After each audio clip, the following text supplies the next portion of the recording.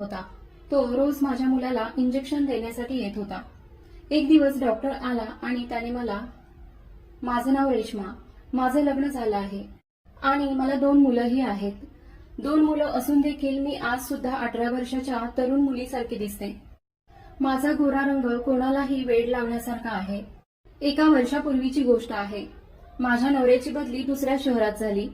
तिथे आम्हाला कंपनीकडून राहण्यासाठी एक फ्लॅट सुद्धा मिळाला होता। आम्ही गावाच्या बाहेर राहत होतो, त्यामुळे तिथे कोणतं मार्केट किंवा कोणता दवाखाना देखील नव्हता। माझ्या लहान मुलाची तब्येत बरी नव्हती, त्याला रोज एक इंजेक्शन द्यावं लागायचं। पण आमच्या घराच्या जवळ दवाखाना नसल्यामुळे आम्हाला रोज शहरात मुलाला घेऊन जावं लागायचं।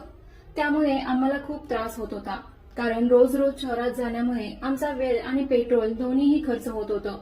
आमचा लहान मुलगा सारखा आजारी असल्यामुळे त्याचं इन्फेक्शन माझ्या मोठ्या मुलाला होऊ नये म्हणून आम्ही त्याला हॉस्टेलमध्ये ठेवलं होतं।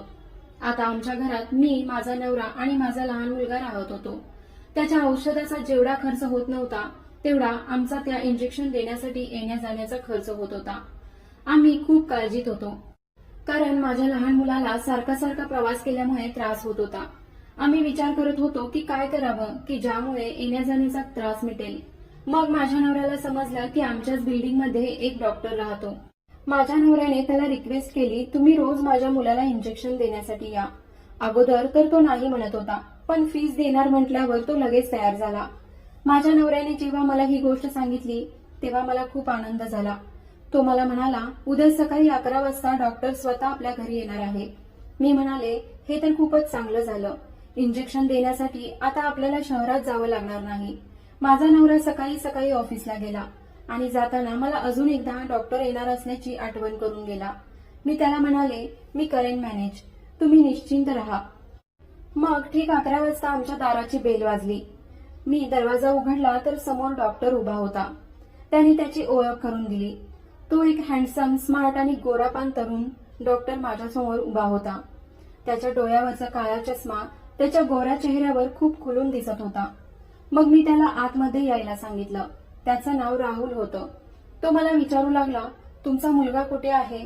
त्याला इंजेक्शन द्यायचं आहे ना? माझा मुलगा बेडरूममध्ये झोपला होता। मी राहुलला आमच्या बेडरूममध्ये घेऊन गेले आणि त्याला म्हणाले, तुम्ही त्याला चेक करून इंजेक्शन द्या, तोपर्यंत मी तुमच्यासाठी चहा घेऊन येते। मी किचनमध्ये गेले आणि त्याच्यासाठी चहा बनवत त्याचाच विचार करत होते। मी आजपर्यंत एवढा स्मार्ट आणि देखणा डॉक्टर बघितला नव्हता, कारण माझा नवरा तर रंगाने काळा होता, पण एवढा गोरा माणूस मी पहिल्यांदाच बघितला होता। त्याला बघून माझ्या हृदयाचे ठोके वाढले होते। मी चहा घेऊन डॉक्टर जवळ आले। त्याला चहाचा कप देताना माझ्या हातांना त्याच्या हाताचा स्पर्श झाला, तेव्हा मला करंट लागल्यासारखं झालं। त्याने चहा पिला आणि तो माझ्या मुलाला इंजेक्शन देऊन निघाला। तेव्हा मी त्याला विचारलं, तुमचे किती पैसे झाले? तर राहुल म्हणाला 0 आणि हसला। मग मीही हसले आणि त्याला धन्यवाद दिला। त्या दिवसानंतर तो रोज सकाळी ठीक 11 वाजता माझ्या मुलाला मोफत इंजेक्शन करून जात होता आणि सोबत त्याला चेकही करत होता।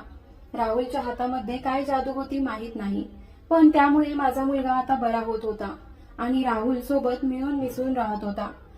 हळूहळू माझा नवरा आणि राहुल मित्र बनले होते, त्यामुळे आता राहुलचं आमच्या घरी येणं जाणं वाढलं होतं।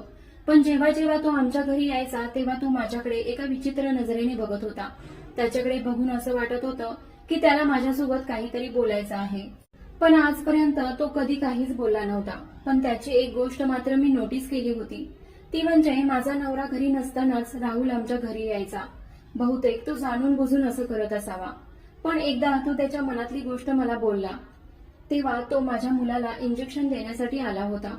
मी त्याला चहा दिल्यानंतर तो मला म्हणू लागला की मला तुमच्यासोबत काहीतरी बोलायचं आहे, जर तुम्हाला राग येणार नसेल तर। मी म्हणाले, काही प्रॉब्लेम आहे का? माझा मुलगा ठीक तर आहे ना? तेव्हा राहुल मला म्हणाला, असं काहीच नाही, मला तुमच्याबद्दलच बोलायचं आहे। आणि तो पुढे जे काही म्हणाला ते ऐकून माझ्या अंगावर काटाच आला। तो म्हणत होता की तुम्ही खूप छान दिसता, मला तुम्ही खूप आवडता।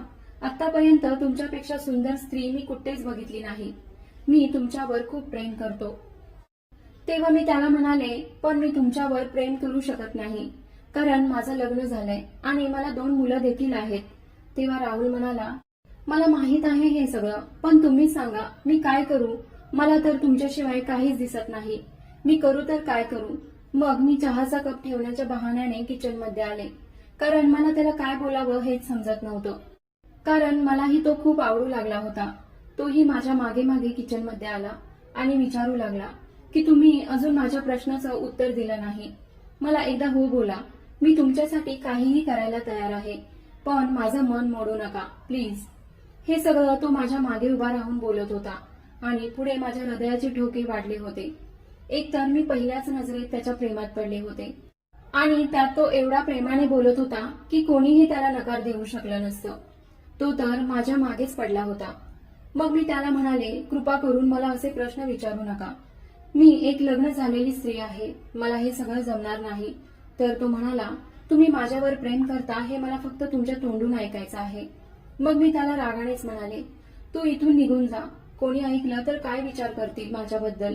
तर तो म्हणू लागला, ठीक आहे मी जातो, पण मला माझ्या प्रश्नाचं उत्तर मिळाल्याशिवाय मी तुम्हाला असंच विचारत राहीन. आणि तो तिथून निघून गेला. मला तर आता काय करावं समजतच नव्हतं. त्याची हिंमत रोज वाढतच चालली होती. एक दिवस तर त्याने माझा हात पकडला आणि मला त्याच्या मिठीत ओढून घेतलं. मलाही आता त्याला नकार द्यायला जीवावर आलं होतं.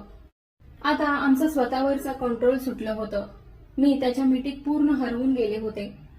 आमच्या एकमेकांबद्दलच्या भावना दाटून आल्या होत्या. तेवढ्यात दाराची बेल वाजली. मग मी त्याच्या मिठीतून कशी बशी सुटले आणि दरवाजा उघडण्यासाठी गेले, तर दारात माझा नवरा उभा होता. त्याला बघून तर मला घामच फुटला. तो आत आल्यावर त्याने किचनमध्ये राहुलला बघितलं आणि माझ्याकडे रागाने बघू लागला. बहुतेक माझ्या नवऱ्याला आमच्यावर संशय आला असावा. माझ्या नवऱ्याला बघून तर राहुलच्या चेहऱ्यावरचा रंगच उडाला होता. मग तो काहीच न बोलता आमच्या घरातून निघून गेला. त्या दिवसापासून मात्र तो आमच्या घराकडे फिरकला देखील नाही. मग माझ्या एक गोष्ट लक्षात आली की राहुलचं माझ्यावर प्रेम नसून फक्त आकर्षण होतं, जे माझ्या नवऱ्याच्या भीतीने एका क्षणात संपलं होतं.